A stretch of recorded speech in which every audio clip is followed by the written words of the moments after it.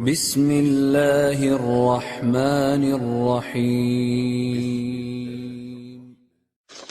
إن الحمد لله نحمده ونستعينه ونستغفره ونعوذ بالله من شرور أنفسنا ومن سيئات أعمالنا أي ما يسوءها وما تسوءها عاقبتها ومن سيئات أعمالنا من يهده الله فلا مضل له ومن يضلل فلا هادي له وأشهد أن لا إله إلا الله وحده لا شريك له وأشهد أن محمدا عبده ورسوله صلى الله عليه وعلى آله وصحبه ومن اهتدى بهداه واستنى بسنته إلى يوم الدين.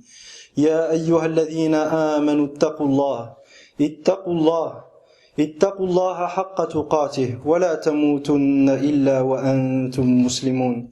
يا أيها الناس اتقوا ربكم الذي خلقكم من نفس واحدة وخلق منها زوجها وبث منهما رجالا كثيرا ونساء واتقوا الله الذي تساءلون به والأرحام إن الله كان عليكم رقيبا.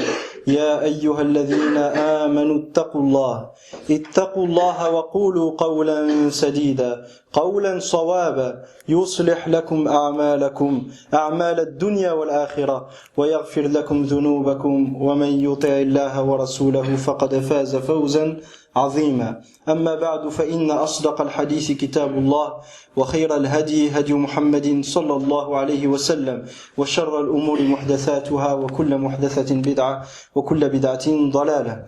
أيها المسلمون، اعلموا رحمكم الله تعالى أن الله تعالى بين في كتابه وسنة رسوله صلى الله عليه وسلم أن له أولياء من الناس وللشيطان أولياء من الناس، فلله سبحانه وتعالى أولياء من الناس وللشيطان أولياء، فكان أن فرق الله سبحانه وتعالى بينهم في الدنيا والآخرة. فرق الله عز وجل بين أولياء الله وأولياء الشيطان في أحكام الدنيا وفي أحكام الآخرة.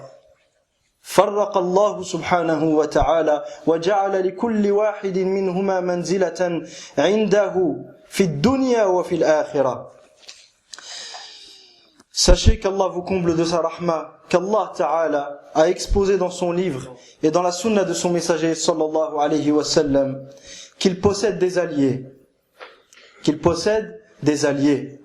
et que le shaitan lui aussi a des alliés. Allah Ta'ala nous a montré dans le Coran qu'il a des alliés, des gens qui sont les alliés d'Allah subhanahu wa ta'ala et dont on va voir les caractéristiques. Et le shaitan aussi a des alliés et dont on va voir les caractéristiques aussi, insha'Allah ta'ala. Et Allah a distingué clairement entre ses alliés, les alliés d'Allah et ceux du shaitan, aussi bien dans cette vie que dans l'autre. Les alliés d'Allah subhanahu wa ta'ala ont des récompenses bien données. Et les alliés du shaitan ont des récompenses aussi qui les attendent. Et des récompenses pas au bon sens, mais au mauvais sens. Les alliés d'Allah subhanahu wa ta'ala ont des ahkam, ont des statuts. Et les alliés du shaitan ont d'autres statuts. فَلِأَوْلِيَاءِ اللَّهِ أَحْكَامٌ خَاصَّةٌ بِهِمْ وَلِأَوْلِيَاءِ الشَّيْطَانِ أَحْكَامٌ خَاصَّةٌ بِهِمْ سَوَاءٌ فِي الدُّنْيَا وَفِي الْآخِرَةِ. Donc que ce soit en ce bas monde ou dans l'au-delà, Allah a clairement distingué ces deux camps et a clairement distingué ces deux parties. وَإِنَّ مِنْ أَعْلَى الْمَطَالِبِ أَيُّهَا الْإِخْوَةُ الْكِرَامِ وَأَسْنَى المراتب أي أعلاها أن يستغل العبد أن تستغل أيها المسلم الصادق مع ربه أن تستغل هذه الحياة لتتوصل إلى ولاية ربك تبارك وتعالى، وأن تكون وليا لربك الكريم الذي لا أكرم منه، ونعمه متوالية عليك أيها المسلم تحيطك من كل جانب منذ أن كنت في رحم أمك الكريمة إلى أن تخرج من هذه الدنيا الفانية. قال ربنا تبارك وتعالى: وما بكم من نعمة فمن الله إلى أن ينقضي أجلك فتخرج من هذه الدنيا وأنت متنعم بنعم الله سبحانه وتعالى وأنت تعيش في نعم الله سبحانه وتعالى التي لا تعد ولا تحصى وإن تعدوا نعمة الله لا تحصوها. وقال تبارك وتعالى ولكم في الأرض مستقر ومتاع إلى حين أي إلى حين انقضاء أجلكم. ولكم متاع ولكم في الأرض مستقر ومتاع إلى حين أي تتمتعون وتنقلبون في نعم الله سبحانه وتعالى إلى حين انقضاء أجلكم فيأتيك الموت فتأخذ الملائكة روحك وتصعد بها إلى السماء إلى رب البرية تبارك وتعالى. Et sachez, chers frères, que parmi les plus nobles objectifs qu'on puisse avoir en ce bas monde, que le musulman il a en ce bas monde, et que chacun d'entre nous se doit d'avoir dans le cœur. Car la véritable raison, elle est où? Elle est dans le cœur, pas ici. La véritable raison, elle est là, ici, dans le cœur. Donc parmi les plus nobles objectifs en cette vie et les plus nobles vertus pour l'homme est qu'il cherche et profite de cette vie pour obtenir l'alliance d'Allah subhanahu wa ta'ala. Pour obtenir l'amour d'Allah subhanahu wa ta'ala et le soutien d'Allah tabaraka wa ta'ala. Et qu'il soit l'un des alliés d'Allah sur terre et dans l'au-delà. Donc tu dois t'efforcer quand tu es dans cette vie, d'être l'un des alliés d'Allah. D'être un allié d'Allah. Quel honneur y a-t-il plus grand que d'être un allié d'Allah subhanahu wa ta'ala. Mais maintenant, cette finalité, elle a des causes. Si on suit le bon chemin, on arrive à destination. Mais si on suit de mauvais chemins, on ne va pas arriver à la bonne destination, à savoir être l'un des alliés d'Allah subhanahu wa ta'ala et obtenir la récompense qui est réservée aux alliés d'Allah tabaraka wa ta'ala. Tu te dois donc de chercher dans cette vie à être l'un des alliés de ton Seigneur, Allah Azza wa Jalla, dont la générosité ne peut être comparée à la générosité d'aucune de ses créatures. Ya ayyuhal insanu ma gharraka bi rabbikal karim. Ô être humain, qu'est-ce qui t'a trompé? Qu'est-ce qui t'a empêché de suivre le chemin de ton Seigneur le généreux? Quelles sont les choses qui ont fait que tu sois trompé et que tu délaisses le chemin d'Allah subhanahu wa ta'ala pour suivre le chemin du shaitan? Ya ayyuhal insanu ma gharraka bi rabbikal karim. Donc l'allié, tu te dois de t'efforcer afin d'être l'allié de ton Seigneur dont la générosité ne peut être comparée à la générosité des créatures. Et devenir l'allié d'Allah dont les bienfaits d'Allah subhanahu wa ta'ala sont permanents et te cernent de toutes parts. Et ce, depuis que tu étais dans le ventre de ta noble mère jusqu'à ce que tu quittes ce bas monde. Les bienfaits d'Allah subhanahu wa ta'ala, depuis que ton âme fut insufflée dans le ventre de ta mère, jusqu'à ce que tu quittes ce bas monde, sont indénombrables. Allah Azza wa Jalla nous dit dans le Coran, et si vous essayez de compter, si vous comptez les bienfaits d'Allah sur vous, vous ne pourrez les dénombrer. C'est impossible. Les bienfaits d'Allah subhanahu wa ta'ala sont indénombrables. Allah dans le Coran nous dit, il n'y a pas un bienfait qui vous parvient sans qu'Allah n'en soit l'origine. Il n'y a pas un bienfait qui te touche, un bienfait dont tu profites en cette vie, un méfait qui est repoussé contre toi, un malheur qui est repoussé contre toi, qui t'est repoussé, si ce n'est que l'origine, elle vient de qui? Elle vient d'Allah tabaraka wa ta'ala. Comme on a vu dans la khutbah précédente, chaque jour et chaque nuit, tu as 4 anges avec toi. Arba'atun minal malaika, ma'aka kulla yawmin wa layla. 4 anges qui sont avec toi. 2 devant toi, un derrière toi pour te protéger par la permission d'Allah Azza wa Jalla des choses qui ne t'ont pas été destinées. Il te protège contre les djinns. Il te protège contre plein de méfaits que tu ne vois même pas. Car nous sommes limités. Le jour où on va mourir, le voile il va être retiré. Et là tu vas véritablement voir les choses. Mais ce voile-là quand il est retiré, ce n'est pas comme une personne qui porte des lunettes qui ne voit plus rien. Non, à ce moment-là tu vas voir les réalités. C'est comme si j'ai cette feuille devant vous, qu'est-ce que je vois? Je vois rien du tout. Si je l'enlève, je vois quoi? Je vois tout. Le moment de ta mort, al-ghita'u alladhi baynaka wa bayna al-'alam al-haqiqi, 'alam al-ghayb sayukshaf wa satara al-'ajab al-'ujab. Satara al-'ajab al-'ujab. Ce jour-là, tu vas voir des choses étonnantes. Et tu vas comprendre réellement que tu n'étais que de passage dans cette vie et qu'il valait mieux semer pour récolter après. Et alhamdulillah, les bienfaits, al-hasanat تثبت ثمراتها وتنتج ثمراتها في الدنيا قبل الآخرة ومن عمل صالحا من ذكر أو أنثى وهو مؤمن فلنحيينه حياة طيبة. هذه من أعظم ثمرات الإيمان أن الله عز وجل يسعدك ويجعلك تعيش حياة طيبة مطمئنة. وفي المقابل ومن أعرض عن ذكري فإن له معيشة ضنكا.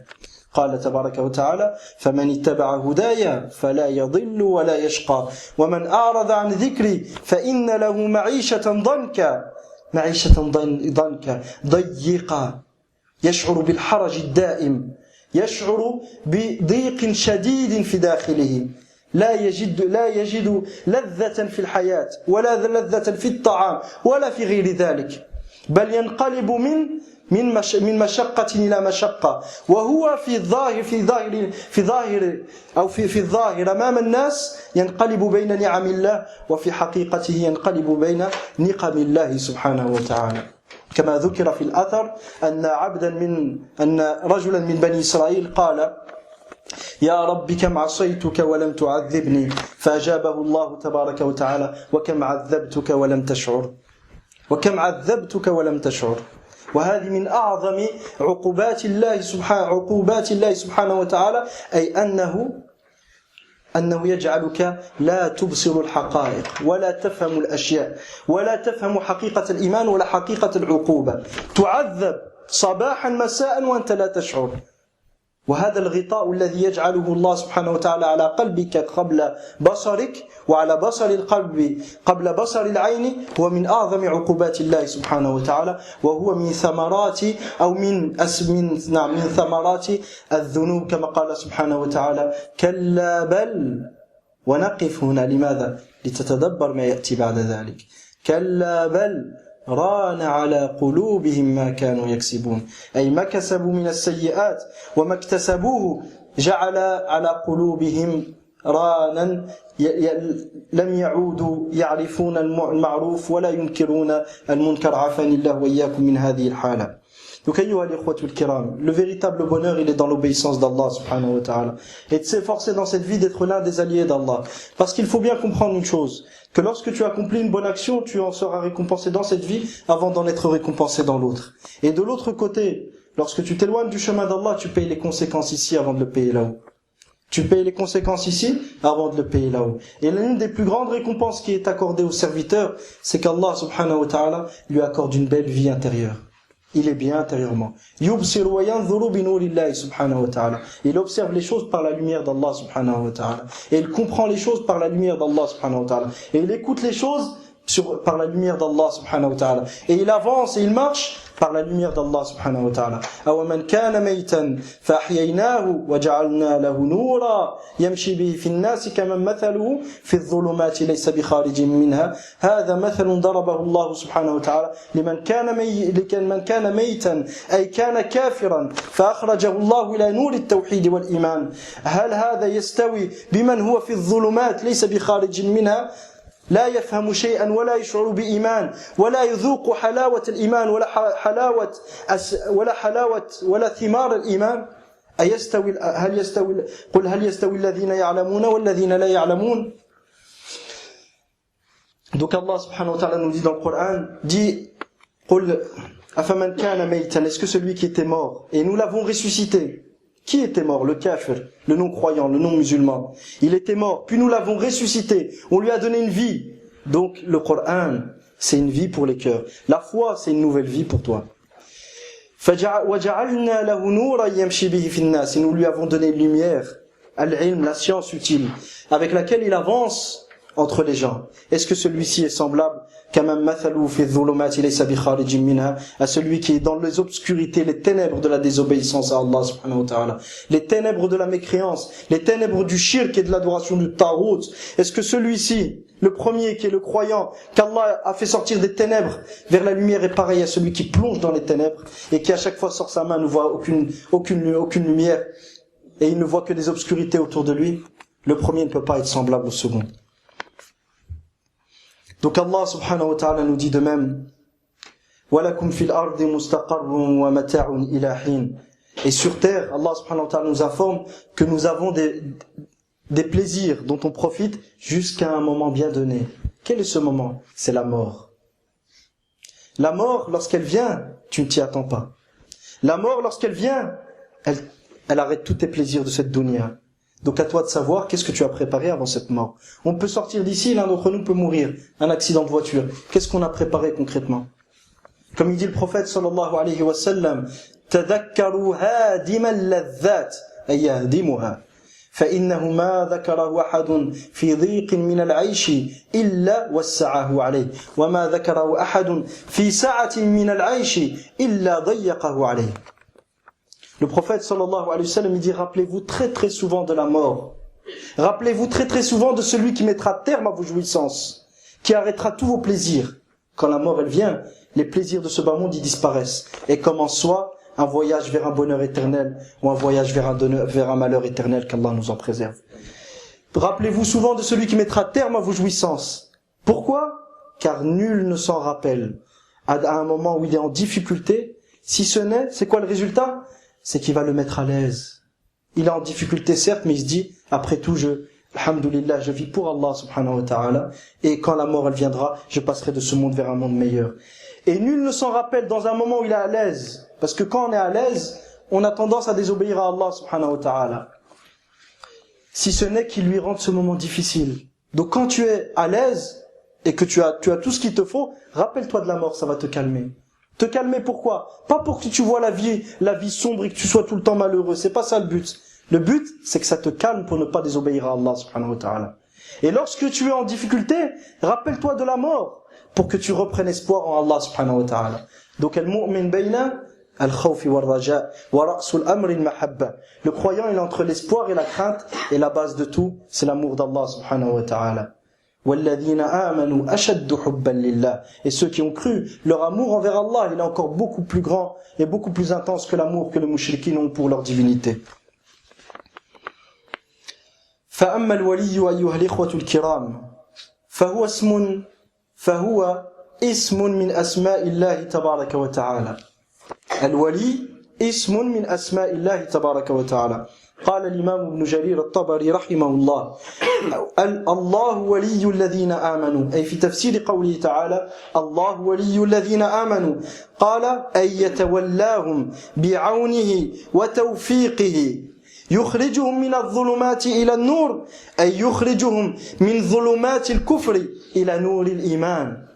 يخرجهم من ظلمات الكفر إلى نور الإيمان. والله تعالى والله عز وجل ولي المؤمنين. بماذا؟ بإنعامه عليهم وإحسانه إليهم وتولي سائر مصالحهم. فالله يتولاك، والله سبحانه وتعالى إذا أطعته واجتنبت ما حرم ونهى عنه فإنه سيتولاك، وإذا تولاك الله سبحانه وتعالى تولى مصالحك. تخيل أن أحدا من الناس اليوم، أو لو أن أحدنا جاءه رجل كبير أو رجل له جاه في مجتمعه وقال أنا ولي أمرك الآن وسأتولى أمورك ولا تخاف ولا تخشى من أحد، فإذا جاءك أحد فأخبرني وسترى ما أفعل به. كيف سيكون فرحه؟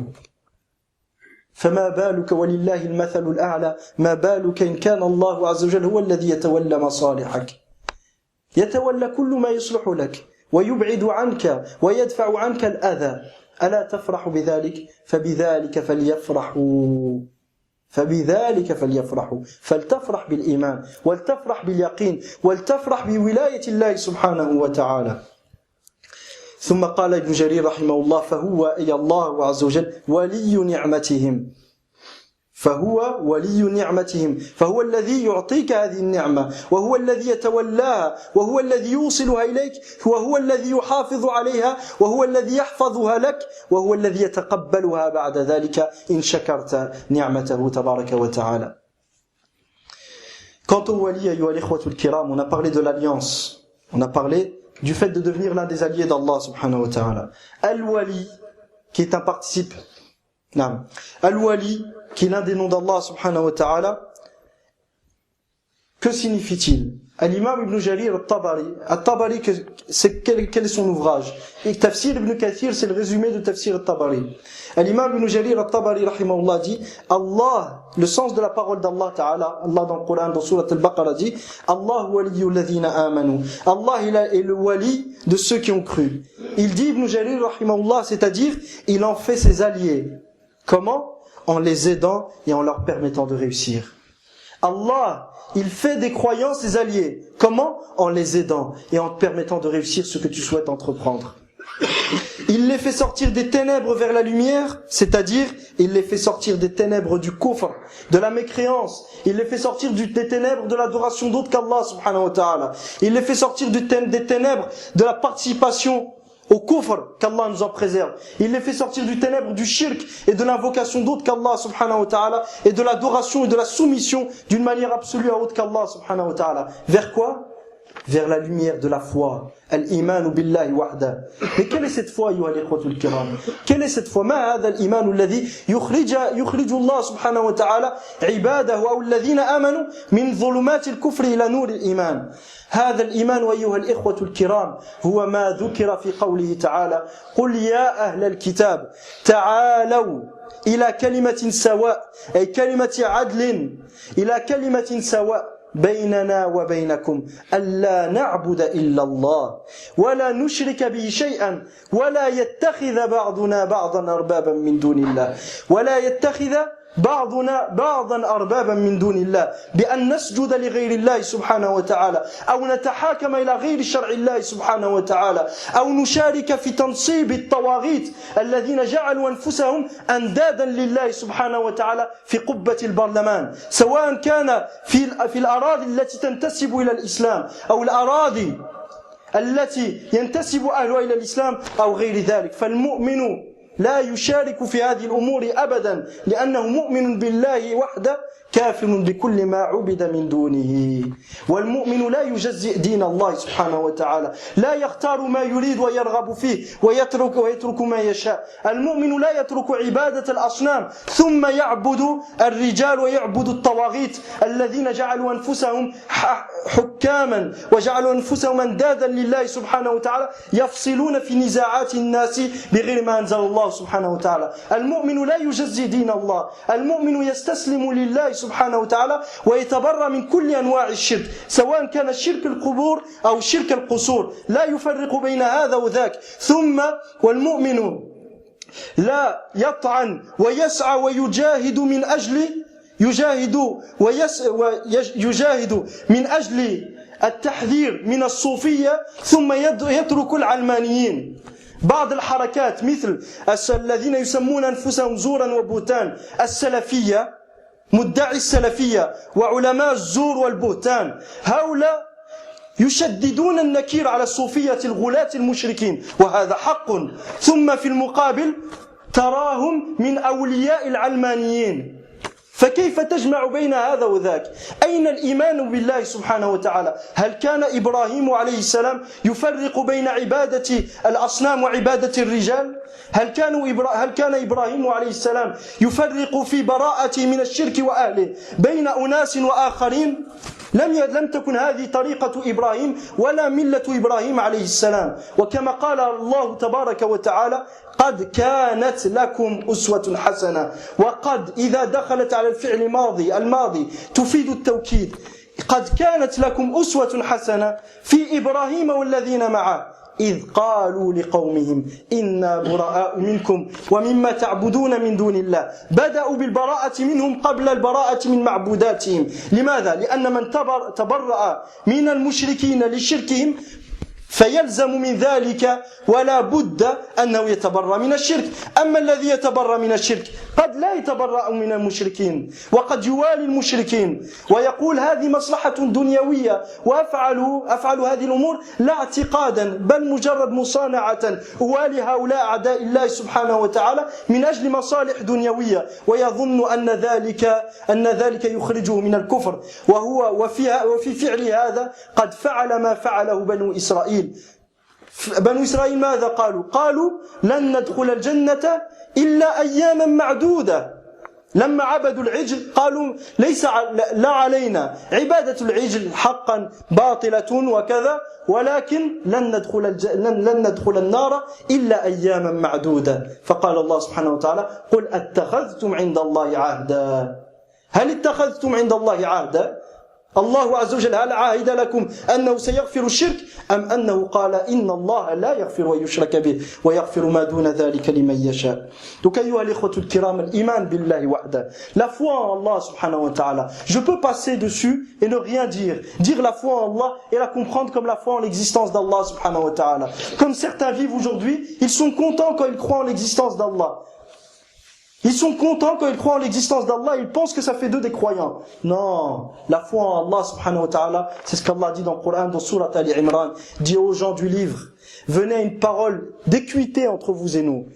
Quelle est cette parole? Que nous n'adorions qu'Allah, que nous ne lui donnions point d'associés, qu'on ne donne pas de shirk, qu'on n'associe pas à Allah, qu'on ne mette personne à l'égal d'Allah subhanahu wa ta'ala, que ce soit un saint qui est mort, que je vais invoquer, et lui demander de me donner la guérison, ou lui demander de m'aider alors qu'il est mort, ou que ce soit une personne qui se présente pour être législateur pour les gens, ni l'un ni l'autre, et que les uns les autres, la suite du verset, et que les uns les autres, nous ne nous faisions point des seigneurs, nous ne nous prenions pas au point comme seigneur avec Allah. Comment on se prend comme Seigneur avec Allah? Comment se réalise ce shirk qui est de prendre des créatures comme Seigneur avec Allah? C'est de les prendre comme législateurs. Ils te déterminent ce qui est permis et interdit dans ta vie. Le seul que le croyant accepte comme législateur dans sa vie, c'est Allah subhanahu wa ta'ala. وَمَا اخْتَلَفْتُمْ فِيهِ مِنْ شَيْءٍ فَحُكْمُهُ إِلَى اللَّهِ. Quel que soit votre sujet de divergence, son jugement appartient à qui? Qui est-ce qui décide? Qui est-ce qui permet, qui interdit? C'est Allah subhanahu wa ta'ala. C'est pas les créatures.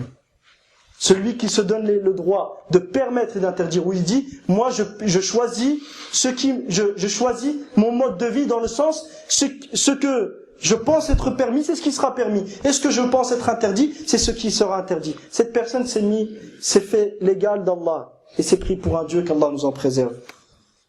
Et c'est pris pour un Dieu qu'Allah nous en préserve. Donc, ayyuha al-ikhwatul kiram, cette foi en Allah subhanahu wa ta'ala, cette véritable foi, c'est d'adorer Allah et de désavouer et de s'innocenter de tout ce qui est adoré en dehors d'Allah. Et c'est pour cela que le prophète sallallahu alayhi wa sallam dit dans le hadith rapporté par l'imam Ahmed, par l'imam Muslim ainsi que l'imam Ahmed, et cette riwaya est celle de l'imam Muslim, il dit, من وحد الله وكفر بما يعبد من دون الله حرم ماله ودمه وحسابه على الله. Celui qui unifie Allah, qui n'adore qu'Allah, qui est convaincu qu'Allah est unique. Celui qui est convaincu qu'Allah est unique et qui fait en sorte que dans ses actes, il n'adore qu'Allah subhanahu wa ta'ala. Puis, regardez à la suite du hadith. Et désavoue tout ce qui est adoré en dehors d'Allah. Donc s'il y a quelque chose qui est adoré avec Allah subhanahu wa ta'ala, le croyant il doit en être innocent. À ce moment-là, ses biens et son sang seront alors sacrés par la sacralité de l'islam. Je rajoute par la sacralité de l'islam pour qu'on comprenne correctement ce hadith. Ce hadith parle comment quelqu'un devient musulman.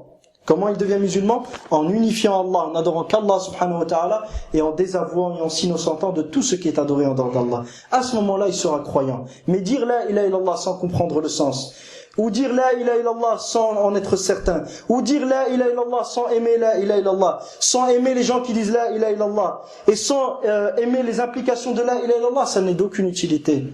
Dire la ilaha illallah sans être véridique et en mentant et en montrant en apparence ce qu'on cache intérieurement, c'est-à-dire en disant je crois la ilaha illallah alors qu'intérieurement on n'y croit pas, ça ne sera d'aucune utilité. وَقَدِمْنَا إِلَى مَا عَمِلُوا مِنْ عَمَلٍ فَجَعَلْنَاهُ هَبَاءً مَنْثُورًا. Allah subhanahu wa ta'ala le jour dernier, il présentera lorsque les actions et les bonnes actions de certaines personnes qui ont commis du shirk lui seront présentées, ces bonnes actions n'auront aucune valeur aux yeux d'Allah subhanahu wa ta'ala. Ils disparaîtront tous. Pourquoi? Parce qu'il y a eu le shirk dedans. Si jamais tu commets du shirk, wala in ashrakta wala qad uhiya ilayka ay ila an-nabi Muhammad sallallahu alayhi wa sallam wa ila alladhina min qablik ay ulil azmi war rusuli wal anbiya la in ashrakta walau marra لئن أشركت ليحبطن عملك ولتكونن من الخاسرين من الكافرين. هذا في النبي صلى الله عليه وسلم. فما بالك بغيره؟ ما بالك بمن لا يساوي ظفر النبي صلى الله عليه وسلم؟ أتراه يسلم ويعذر بجهله كما يدعي البعض؟ وَلَقَدْ أُوحِيَ إِلَيْكَ وَإِلَى الَّذِينَ مِنْ قَبْلِكَ لَئِنْ أَشْرَكْتَ لَيَحْبَطَنَّ عَمَلُكَ وَلَتَكُونَنَّ مِنَ الْخَاسِرِينَ. Donc si le prophète sallallahu alayhi wa sallam, Allah s'adresse à lui et dit, et certes il te fut révélé à toi, Muhammad sallallahu alayhi wa sallam, et ceux qui étaient avant toi, les prophètes et les nobles messagers, que si jamais tu fais une association, que tu fais un shirk, que tu associes une seule fois à Allah, toutes tes actions seront vaines et tu seras dans l'au-delà du nombre des perdants, c'est-à-dire du nombre des mécréants. Si ça c'est valable pour le prophète sallallahu alayhi wa sallam, que dire d'autre que le prophète sallallahu alayhi wa sallam? Si le prophète sallallahu alayhi wa sallam, si jamais il commet du shirk, toutes ses actions seront vaines. Qu'en serait-il d'autre que le prophète, de gens qui ne valent rien devant Muhammad sallallahu alayhi wa sallam? Que dire de ces gens? Pense-t-on qu'ils seront sauvés, ces gens? Pense-t-on qu'on va les appeler musulmans et leur donner les droits des musulmans alors qu'ils invoquent autre qu'Allah et demandent à autre qu'Allah ce que seul Allah subhanahu wa ta'ala peut faire? Ou qu'ils recherchent l'arbitrage du Tarout et qu'ils recherchent la loi du Tarout et prennent la loi du Tarout autre que la loi d'Allah et l'imposent aux gens, et quiconque leur dit il ne faut pas appliquer la loi d'une autre loi que la loi d'Allah, ces gens-là, qu'est-ce qu'ils font, ces dictateurs? Ils les emprisonnent, ils les torturent, des 30 ans, des 40 ans de prison, des tortures qu'on ne peut même pas imaginer, qui sont inhumaines. Ces gens qui font ça, où est le désaveu du Tarout? Où est l'adoration d'Allah subhanahu wa ta'ala seul? Et celui qui insulte Allah, comment il peut être musulman? Miskin, il s'est énervé, comme ils disent certains. Ah, il s'est énervé, il a trouvé que Allah. Sa mère, pourquoi il l'a pas insulté, sa mère? Son père, pourquoi il l'a pas insulté? Mais Allah, il l'a insulté, il n'y a rien. Et les autres, non, mais il faut te calmer. Subhanallah, il t'aurait insulté ta mère, tu vas lui dire, faut te calmer. Elle est où la valeur d'Allah dans nos cœurs? Elle est où? Donc il faut bien qu'on comprenne, le musulman, c'est celui qui se soumet à Allah. La soumission, c'est l'humilité. Pas celui qui se rebelle sur Allah subhanahu wa ta'ala. Celui qui se révolte contre Allah subhanahu wa ta'ala. C'est pas ça le musulman. Le musulman, c'est celui qui se soumet à Allah seul. Pas celui qui se soumet à Allah et à autre qu'Allah. Il se soumet à la législation d'Allah et de l'autre côté, soi-disant, il se soumet à la législation d'Allah. Et de l'autre côté, il impose une autre loi que la loi d'Allah subhanahu wa ta'ala. Comme l'ont fait le mouvement de Hamas et d'autres je parle de Hamas parce que quand on comprend la situation de Hamas, on va comprendre la situation des autres Tawarid. Mais si on comprend la situation des gouverneurs arabes, mais on ne comprend pas la situation de Hamas, ça va être délicat. Ces gens qui s'affilient à l'islam, qui prétendent que l'islam est la solution. Qu'est-ce qu'ils ont fait? Quand ils ont eu le pouvoir à Gaza, qu'est-ce qu'ils ont fait? Ils ont appliqué la charia d'Allah subhanahu wa ta'ala. Ça ne leur traverse même pas l'esprit. Mais de l'autre côté, il y a une soumission totale et absolue aux lois forgées par les hommes, qu'Allah nous en préserve. وأقول قولي هذا واستغفر الله لي ولكم ولسائر المسلمين من كل ذنب فاستغفروه إنه هو الغفور الرحيم.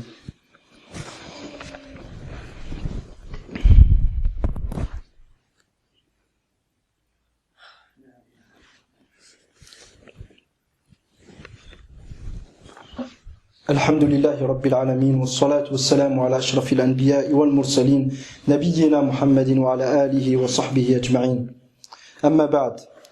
Donc Allah subhanahu wa ta'ala nous dit, il les fait sortir des ténèbres vers la lumière, c'est-à-dire il fait sortir ses serviteurs, ceux qui ont cru, des ténèbres du kufr et de la mécréance et du shirk vers la lumière de l'iman, de la foi. Allah est le wali des croyants par les bienfaits qu'il leur donne. Comment Allah subhanahu wa ta'ala est-il le wali des croyants? Par les bienfaits qu'il leur donne. Et sa bienfaisance envers eux est la prise en charge de l'ensemble de leurs intérêts. Il est donc à l'origine et le seul garant de tous leurs bienfaits. Si aujourd'hui on te dit qu'une grande personne dans la société va s'occuper de toutes tes affaires, ça va être celui qui va s'occuper de tout ce qui te concerne. Tes papiers administratifs, ton travail, ton salaire, il s'occupe de tout. Et que cette personne, elle a une place dans la société. Et en plus, quand il parle, il est écouté. Et que par conséquent, si quelqu'un veut te faire du mal, il te protégera. Comment tu vas être? Tu vas marcher comment? La tête baissée comme ça ou la tête haute? Tu vas marcher la tête haute. Walillahi al-mathalul a'la. Les seules paraboles qui sont permis de donner au sujet d'Allah subhanahu wa ta'ala, c'est ce qu'on appelle al-qiyasul awlawi. C'est-à-dire que si une chose est valable pour Allah subhanahu wa ta'ala, une chose est valable pour les créatures, Allah le mérite d'une manière plus importante. C'est le seul qiyas qui est permis vis-à-vis d'Allah. C'est la seule forme d'analogie qu'il est permis d'utiliser concernant Allah subhanahu wa ta'ala. فالقياس الوحيد الذي يحق في العقيدة والذي يحق إذا تحدثنا عن الله سبحانه وتعالى وأسمائه وصفاته هو القياس الأولوي. أما غيره من المقاييس فلا تجوز ولا تصح. ولذا العلماء إذا ضربوا مثل هذه الأمثلة يقولون بعد ذلك ولله المثل الأعلى، ويقصد بذلك القياس الأولوي. Donc dans ce genre de cas de figure, si une personne comme ça s'occupe de nos affaires, on va être content, on va être fier. Donc imagine que c'est Allah subhanahu wa ta'ala, que si tu lui obéis, tu as foi en lui, il va s'occuper de toi, il va te protéger, il va te garantir une sécurité, il va te garantir la paix intérieure, il va te garantir le bonheur. Et si tu es éprouvé, c'est parce que tu as une place à ses yeux, tu as une place aux yeux d'Allah que tu ne peux pas atteindre par tes bonnes actions. Et qu'Allah subhanahu wa ta'ala t'éprouve pour que tu obtiennes cette place-là. Donc Allah, il veut du bien, il veut t'honorer quand il t'éprouve. فإذا ابتلاك الله سبحانه وتعالى فالغاية وراء ذلك هو رفع درجاتك لأنك عزيز عند الله سبحانه وتعالى. فالله يريد أن يرفع درجاتك وقد كتب الله سبحانه وتعالى لك درجة لن تنالها بأعمالك فيبتليك حتى تخرج من هذه الدنيا كيوم ولدتك أمك. والولاية أيها الإخوة الكرام ضد العداوة، وأصل الولاية المحبة والقرب. فإذا كان الموافق والمتابع لله سبحانه وتعالى فيما يحبه وفيما يكره، أي فيما تحب وتكره لا فيما تحب فقط، وفيما يرضاه ويبغضه، إذا كان هذا وليا لله فالمعادي لوليه معاد لله سبحانه وتعالى. انظروا وتدبروا قوله تبارك وتعالى يا أيها الذين آمنوا لا تتخذوا عدوي وعدوكم أولياء تلقون إليهم بالمودة. فقرن الله سبحانه وتعالى بين عداوته له بين أن يكون عدوا لله ويكون عدوا للمؤمنين. وفي صحيح البخاري يقول النبي صلى الله عليه وسلم يقول الله تبارك وتعالى من عاد لي وليا فقد آذنته بالحرب، وفي رواية من عاد لي وليا فقد بارزني بالمحاربة. فمن عاد أولياء الله فقد عاد الله سبحانه وتعالى. قل من كان عدوا لله وملائكته وجبريل وميكال فإن الله عدو للكافرين. سواء كنت عدوا لله مباشرة أو كنت تعادي نبيا من أنبياء الله أو ملكا من ملائكة الله سبحانه وتعالى أو تعادي وليا من أولياء الله سبحانه وتعالى من أجل ولايته أو تعادي عالما من علماء الأمة أو تعادي صالحا من صلحائها من أجل صلاحه، فإذا فعلت فأنت عدو لله سبحانه وتعالى.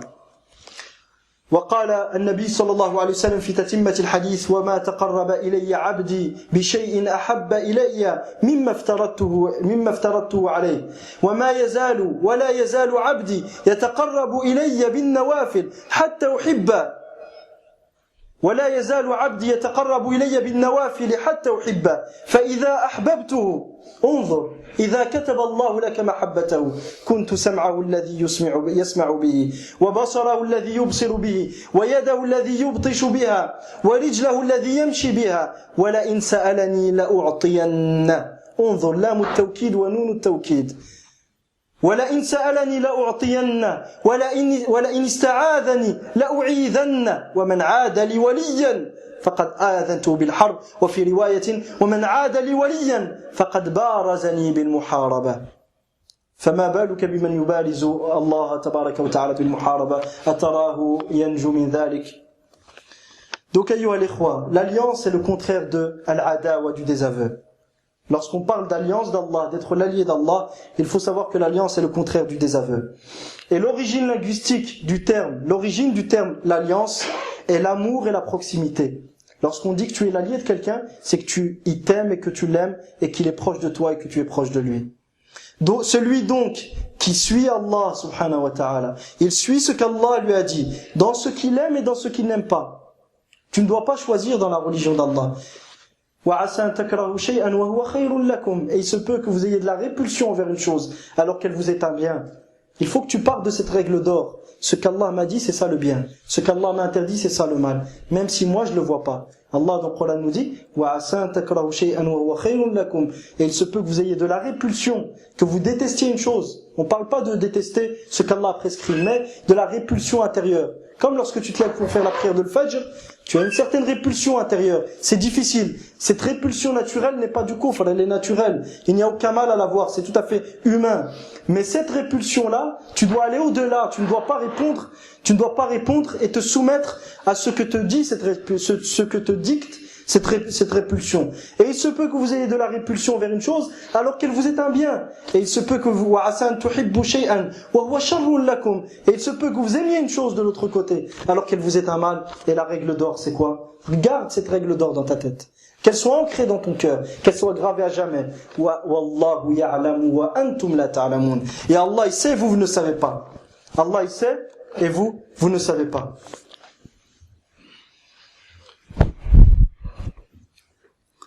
Celui donc qui suit Allah dans ce qu'il aime et qu'il répugne, donc ce qu'il n'aime pas, dans ce qu'il agrée et déteste, sera un allié d'Allah. Et par conséquent, quiconque est hostile envers cet allié aura été en réalité hostile envers qui? Envers Allah subhanahu wa ta'ala. Allah dans le Coran nous dit, ô vous qui avez cru, ne prenez pas mes ennemis et les vôtres comme alliés.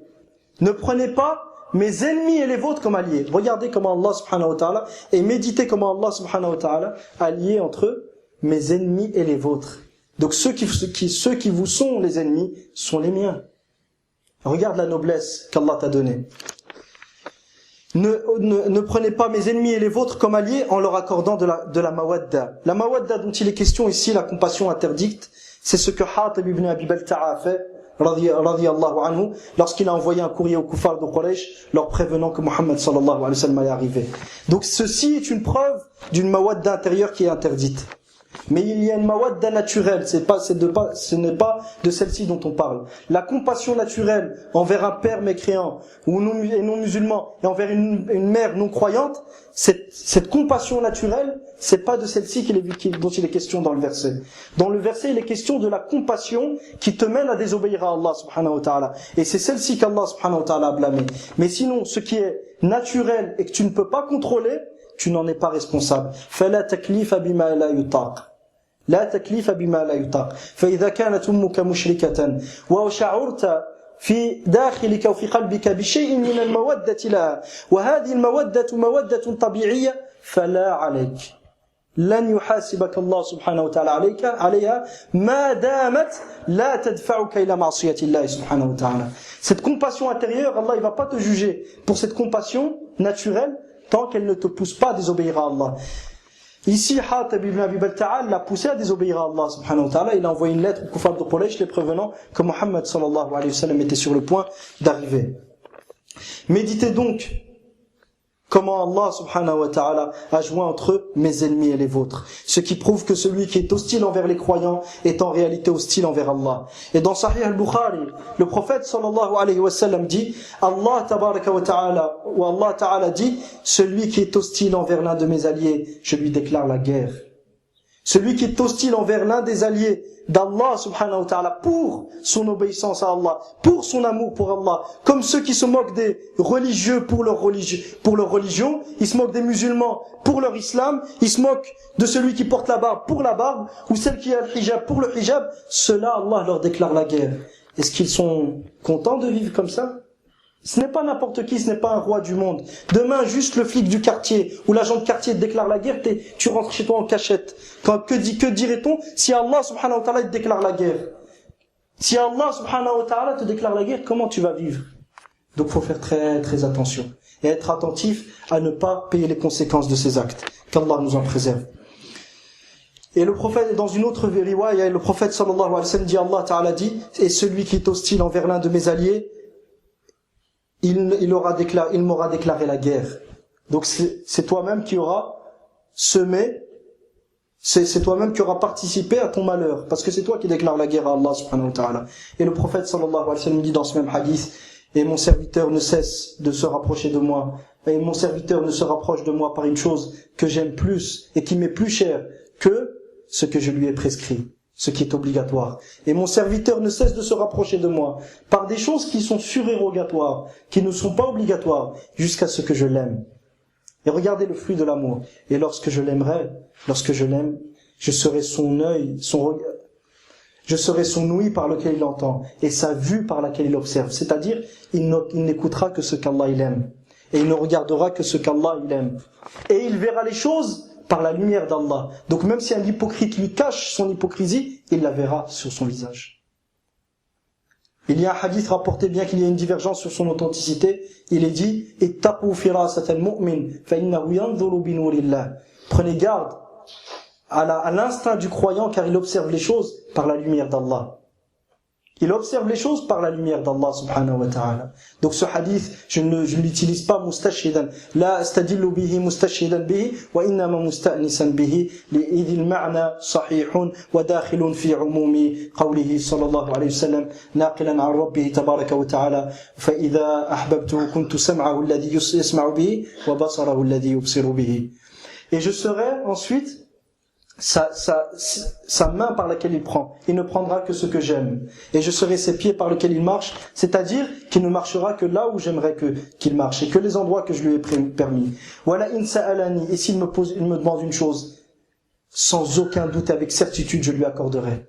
Et s'il me demande protection, je lui accorderai cette protection sans aucun doute. Et celui qui déclare la guerre à l'un de mes alliés, et celui qui est hostile envers l'un de mes alliés, je lui déclare la guerre. Qu'Allah nous en préserve.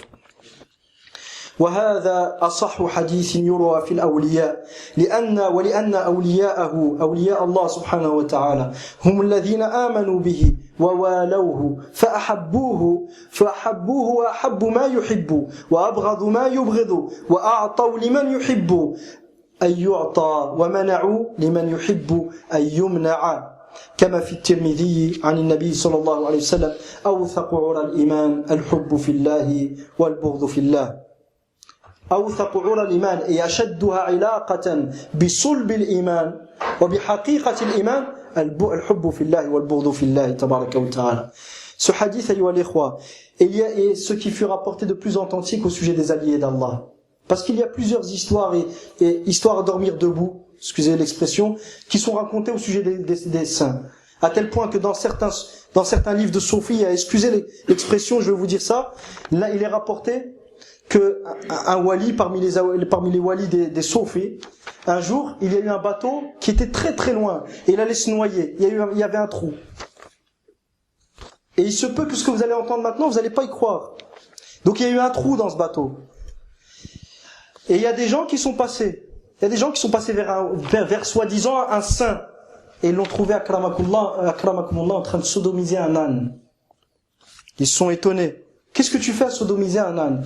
Il dit, je suis en train de boucher un trou dans un bateau qui est en train de se noyer.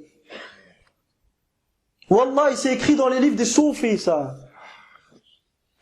Tout ça pourquoi? Pour que les machères des soufis, les têtes des soufis, ils puissent être en sécurité et faire toutes les formes de perversion et que leurs mourides, ceux qui les suivent, ne disent rien. Sam'an wa ta'ana, ma chère, t'as très bien compris. T'es en train de remplir un trou qui est en train de faire inonder un bateau au fin fond de je ne sais où. Comment ils ont donné leur raison à leur cheikh. Et ensuite leur cheikh leur dicte le kufr. Il leur dicte de s'éloigner d'Allah et de rentrer dans le kufr et ils les suivent. Pourquoi? Parce que le cheikh est plus proche d'Allah subhanahu wa ta'ala. Qu'Allah nous en préserve. Donc pourquoi cette rotba? Pour montrer qui sont les vrais alliés d'Allah subhanahu wa ta'ala. L'allié d'Allah, ce n'est pas celui qui fait tout et n'importe quoi. فالولي لله ليس الذي يفعل كل ما يشاء ويأتي ويتعاطى المنكرات بل الولي لله سبحانه وتعالى أو ولي الله هو الذي يتقي ربه ويؤمن به ويتبع ما أمر الله سبحانه وتعالى به ويجتنب ما نهى الله سبحانه وتعالى عنه هذا هو الولي لله. Donc il faut bien comprendre que l'allié d'Allah, c'est celui qui suit ce qu'Allah a dit. Ce n'est pas une personne, on lui a donné un rang de wali et ça y est, il arrive à un stade où il ne prie plus, comme le cheikh des Naqshbandiya. Le cheikh des Naqshbandiya, ils ont fait un reportage sur le Jazira. Sur lui, il est arrivé à un stade, il ne prie plus. Il ne prie plus. Il boit du vin, il ne prie plus. Il se laisse pousser les ongles. Il est sale. Et il fait le fahisha. Il se permet de faire les actes de turpitude. Pourquoi? Parce que soi-disant Allah lui a dit wa'bud rabbaka afwan. Soi-disant Allah subhanahu wa ta'ala lui a dit que lorsqu'il arrive à la certitude, il ne doit plus adorer Allah. Allah subhanahu wa ta'ala dit wa'bud rabbaka hatta ya'tiyaka al-yaqin. Et adore ton Seigneur jusqu'à ce que la certitude te vienne. Mais c'est quoi la certitude ici? C'est la mort, al-maut. Le prophète sallallahu alayhi wa sallam, tout le monde l'a compris comme ça. Les sahaba, l'unanimité de la umma. Mais bien sûr, les mashayikh des soufis, non. Eux, la certitude, ils sont arrivés à un stade, c'est bon, je ne dois plus adorer Allah, j'ai atteint la certitude. Donc ils font toutes les formes de perversion. Ils ne prient plus, ils se laissent pousser les ongles. Et autres parmi les fawahish, sous prétexte qu'ils ont atteint la certitude. Un Naqshbandi qui sont en Turquie, qui sont dans d'autres pays, qu'Allah nous préserve de cette secte mushrika. C'est des mushrikines, c'est pas des muslimines ces gens. Donc, ayyuha al-ikhwatul kiram, ce hadith est ce qu'il y a de plus authentique au sujet des awliya, et qui nous montre qui sont les walis, les alliés d'Allah. Les alliés d'Allah sont donc ceux qui ont foi en Allah, c'est-à-dire qui ont adoré Allah et ils ont désavoué le tarout, qui ont adoré Allah, qui ont abandonné le shirk, et qui n'ont adoré personne avec Allah subhanahu wa ta'ala. Et ceux qui ont pris Allah comme allié, en aimant ce que Allah subhanahu wa ta'ala aime, et en détestant ce qu'Allah déteste. Ils donnent, les alliés d'Allah, ils donnent quand Allah il leur dit il faut donner. Et ils s'abstiennent lorsqu'Allah subhanahu wa ta'ala leur dit il ne faut pas donner. Et tout ceci a été rapporté dans le hadith chez l'imam Tirmidhi rahimahullah ta'ala. Le prophète sallallahu alayhi wa sallam dit awthaqu 'ura al-iman al-hubbu fillahi wal-bughdu fillah. Parmi les anges de la foi, parmi les choses qui font partie de l'iman, celle qui a le lien le plus fort avec le vrai iman, c'est quoi? C'est l'amour pour Allah et la haine pour Allah. Aimer et détester pour Allah. C'est ça le véritable wali d'Allah subhanahu wa ta'ala. ومن حين بعث الله النبي صلى الله عليه وسلم جعله الفارق بين أوليائه وأعدائه. Et depuis qu'Allah subhanahu wa ta'ala a envoyé Muhammad sallallahu alayhi wa sallam, il a fait que Muhammad soit celui qui fait la différence entre les alliés d'Allah et les ennemis d'Allah subhanahu wa ta'ala. فلا يكون وليا لله إلا من آمن به وبما جاء به واتبعه ظاهرا وباطنا أي اتبعه فيما يظهر للناس وفيما بينه وبين ربه تبارك وتعالى. Donc le seul qui peut être un allié d'Allah, qui peut être un wali, c'est qui? Celui qui suit le prophète sallallahu alayhi wa sallam, qui croit au prophète sallallahu alayhi wa sallam, qui obéit au prophète sallallahu alayhi wa sallam et qui suit le prophète en apparence et intérieurement aussi. Il ne doit pas être un munafiq, le croyant. Et le wali ne doit pas être un hypocrite. وَأَمَّا مَنِ ادَّعَى مَحَبَّةَ اللَّهِ وَوِلَايَتَهُ وَلَمْ يَتَّبِعِ النَّبِيِّ صلى الله عليه وسلم فَلَيْسَ مِنْ أَوْلِيَاءِ اللَّهِ.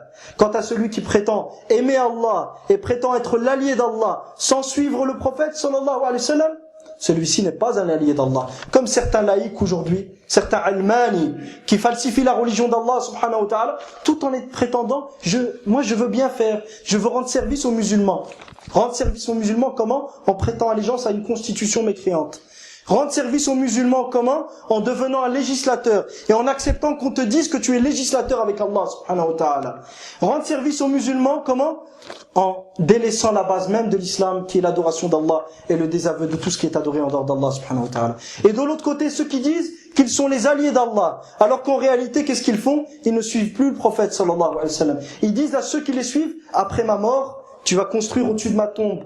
Tu vas construire au-dessus de ma tombe un mausolée et tu vas venir te recueillir auprès de moi. Et tu vas m'invoquer et seul moi je pourrai t'être utile.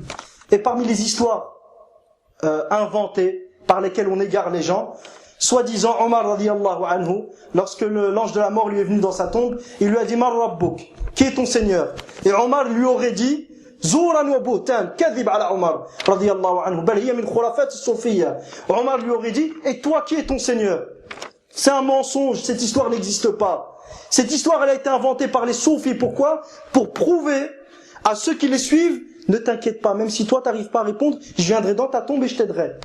Et c'est moi qui vais te raffermir. Qui est-ce qui raffermit les croyants? Yuthabbitu man? Yuthabbitu Allah.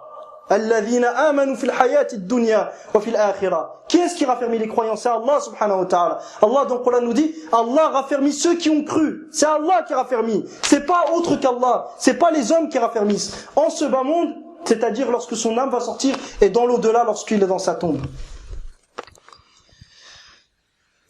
بل من خالف الله سبحانه وتعالى كان من أعداء الله ومن أولياء الشيطان. قال الله تعالى قل إن كنتم تحبون الله فاتبعوني يحببكم الله ويغفر لكم ذنوبكم. قال الحسن رحمه الله تعالى أي الحسن البصري قال ادعى قوم زعموا محبة الله فأنزل الله هذه الآية محنة لهم ابتلاء لهم فتنة لهم ليعلم حقيقة إيمانهم من كفرهم وكفرانهم.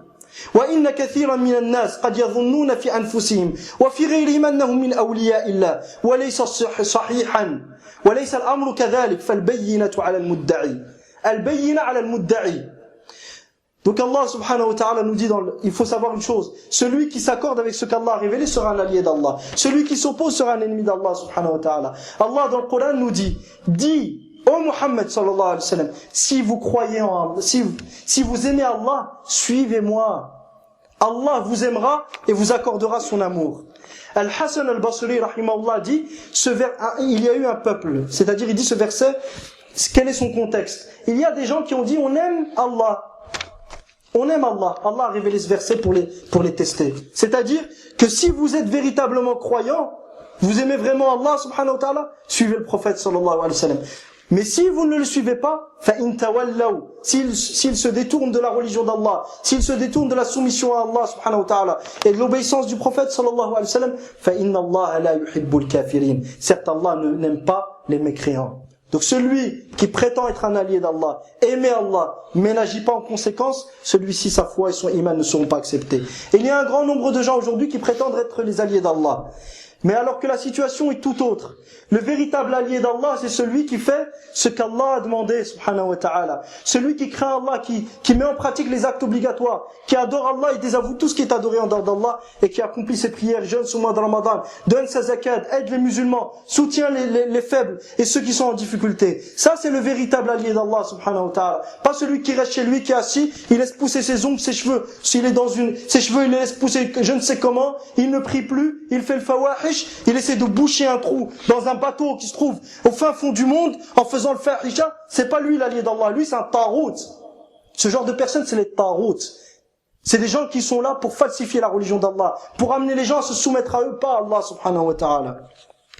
وأخيرا أيها الإخوة الكرام فاعلموا أن اليهود والنصارى ادعوا أنهم أولياء الله وأحباؤه. Sachez que les juifs et chrétiens ont prétendu être les alliés d'Allah subhanahu wa ta'ala et les bien-aimés d'Allah. Et Allah leur répond قالت اليهود والنصارى نحن أبناء الله وأحباؤه قل فلم يعذبكم بذنوبكم بل أنتم بشر ممن خلق فالله سبحانه وتعالى وقالوا لن يدخل الجنة إلا من كان هودا أو نصارى. Donc les juifs et chrétiens ils ont dit nous sommes les bien-aimés d'Allah et les alliés d'Allah. Nous sommes les enfants d'Allah et les bien-aimés d'Allah. Allah il leur répond dit pourquoi Allah vous châtierait-il alors de vos péchés? Mais vous n'êtes que des êtres humains parmi les êtres humains qu'Allah a créés. Et dans un autre verset, les juifs, ils ont dit, seuls les juifs entreront au paradis. Et les chrétiens ont dit, seuls les chrétiens entreront au paradis. Et Allah, il répond à tout ça, il dit, لَن يَدْخُلَ الْجَنَّةَ إِلَّا مَنْ كَانَ هُودًا أَوْ نَصَارَى لَن يَدْخُلَ الْجَنَّةَ وَقَالُوا لَن يَدْخُلَ الْجَنَّةَ إِلَّا مَنْ كَانَ هُودًا أَوْ نَصَارَى تِلْكَ أَمَانِيُّهُمْ قُلْ هَاتُوا بُرْهَانَكُمْ إِن كُنتُمْ صَادِقِينَ. Ceci n'est que leurs espoirs infondés. Ceci ne sont que leurs espoirs infondés qu'ils ne font rien pour concrétiser. Puis Allah subhanahu wa ta'ala dit apportez vos preuves si vous êtes véridiques. Ensuite Allah subhanahu wa ta'ala nous montre qui est-ce qui va entrer au paradis. Bala man aslama wajhahu lillah, aslama nafsahu lillah subhanahu wa ta'ala, abada Allah wa taraka ash-shirk, tabarra'a min kulli ma'budin siwa Allah wa min kulli man abada ghayra Allah subhanahu wa ta'ala.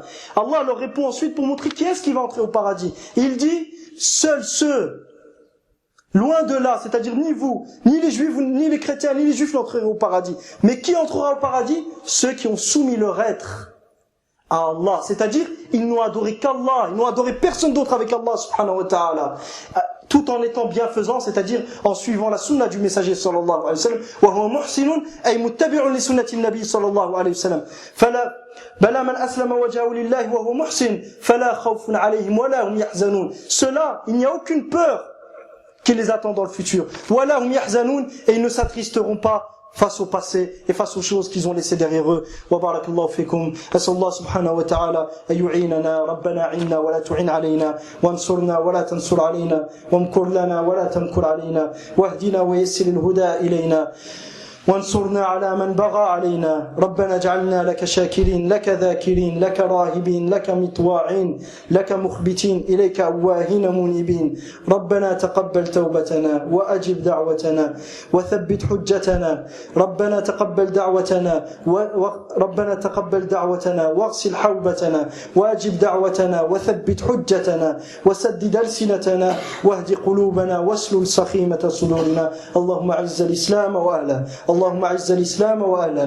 اللهم أعز الإسلام وأهله. اللهم أعز الإسلام وأهله يا رب العالمين. اللهم أعز الإسلام وأهله. وقوموا لصلاتكم يرحمكم الله.